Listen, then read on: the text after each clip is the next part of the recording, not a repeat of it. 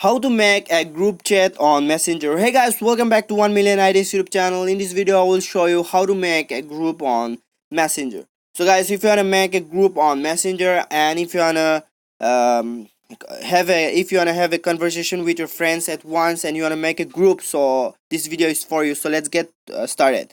So guys, let's go to Messenger application, and then after going to Messenger application, what you have to do is just click on the pencil icon here on the top right of your screen. Then you can see here create a new group option will be on your screen. So just click on create a new group, and then you can select your friends which you wanna put on your group. So after let me just show you a demo. So I will just select two friends. So after this you have to click on the next option on the top right of your screen. So just click on the next, and then you can just give a group name as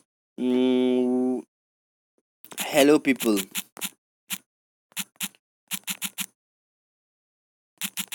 Hello people. So after typing your name, you have to click on the create option. You can see on the top right of your screen. So just click on the create option, and then you can see here your group is set up, and this is how you can create group on Messenger application. Thanks for watching.